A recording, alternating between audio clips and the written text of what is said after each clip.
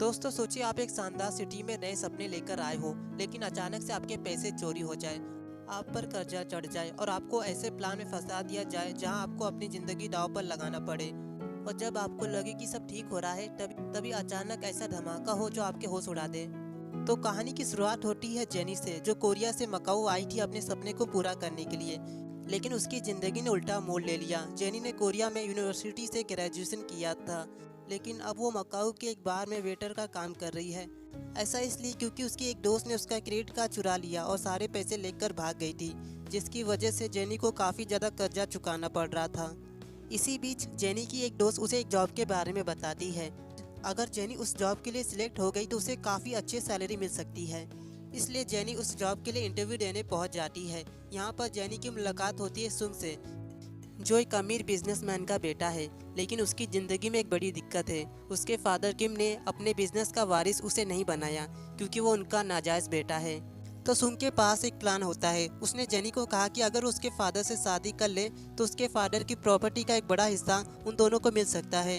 लेकिन जेनी एक बुड्ढे के साथ नकली शादी करना नहीं चाहती, पर कर्जदार बार बार जेनी को धमकी दे रहे हैं, इसलिए मजबूरन उसे इस जॉब के लिए हाँ कहना पड़ता है। फिर जेनी किम से मिलने उसके प्राइवेट बोट पे आ जाती है। यहाँ पर जेनी की मुलाकात होती है कैप्टन से, यूमी से। यूमी यहाँ की वेटर है और साथ ही किम के प्यारे से डॉग का ध्यान भी रखती है। इसके अलावा खान, जो किम का पर्सनल गार्ड है और सब पर नज़र रखता है।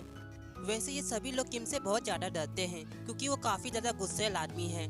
लेकिन जेनी अपने पैशन और स्ट्रांग विल के जरिए किम के दिल में जगह बना लेती है। वो किम को वापस अपना पियानो बजाने के लिए इंस्पायर करती है, जो उनका पहले कभी हॉबी हुआ करता था। लेकिन अपनी फैमिली के मौत के बाद उन्होंने पियानो बजाना छोड़ दिया था। किम जेनी को अपनी पुरानी कहानी बताता है कि कैसे उनकी सक्सेस के पीछे एक अनजान औरत का हाथ था, जो उनका साथ कभी नहीं छोड़ती थी। वैसे ही किम को जेनी भी एक अच्छी औरत दिखाई देती है, जो उसके पैसों के पीछे नहीं पड़ी है, क्योंकि ज़्यादातर लोग किम को बस उसके पैसों के लिए ही पसंद करते थे। फिर अगले दिन किम ने जेनी को शादी के लिए प्रपोज कर दिया। लेकिन जेनी को यह सब नाटक करना जरा भी अच्छा नहीं लग रहा होता, पर सैंग उसे मोटिवेट करते हुए बोलता है कि तुम अच्छा कर रही हो, बस कुछ दिनों की बात और है। और हमें यह भी पता चलता है कि जेनी को सुंग से प्यार हो गया है और ये दोनों एक दूसरे को किस भी करते हैं। फिर शादी के दिन किम अपने बेटे को बोलता है, तुम में 90% काम और 10% लक की कमी है, इसलिए तुम मेरे प्रॉपर्टी के लायक नहीं हो। ये सुनकर सुंग को अपने पिता पे काफ़ी ज़्यादा गुस्सा आ रहा होता है।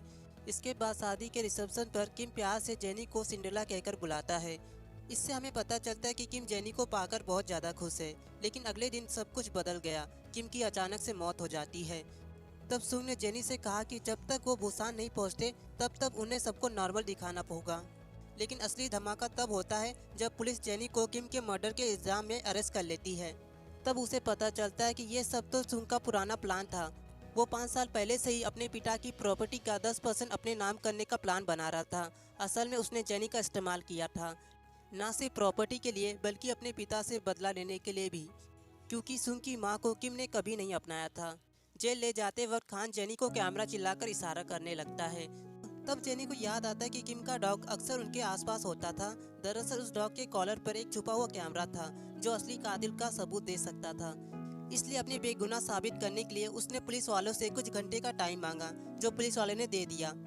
इसके बाद जेनी ने खान को ढूंढना शुरू किया, लेकिन तब तक सुंग ने खान को मार दिया था, क्योंकि यही कातिल है जिसने किम का मर्डर किया था।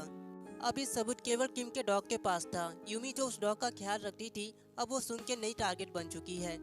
लेकिन इससे पहले कि सुंग यूमी को मार पाता, उससे पहले ही जेनी यहाँ पर पहुँच जाती है और फिर जेनी और यूमी साथ में मिलकर सुंग को मार मार कर उसकी हवा टाइट कर देते हैं। सुंग को मर्डर के जुर्म में जेल भेज दिया जाता है और जेनी किम की वाइफ होने के नाते उसे किम की प्रॉपर्टी मिल जाती है। मूवी के लास्ट सीन में हम देखते हैं कि जेनी सुंग से मिलने जेल आती है और यहाँ पर सुंग उसे कहता है, मैंने ही तुम्हें सिंड्रेला बनाया हूँ। जवाब में जेनी सिर्फ एक हल्का सा मुस्कान देकर यहाँ से चली जाती है, क्योंकि उसे पता होता है कि असली जीत उसी की हुई है। और इसी के साथ ये मूवी खत्म हो जाती है। सो उम्मीद है कि आपको आज की वीडियो पसंद आई होगी। फिर मिलेंगे एक और नए वीडियो के साथ।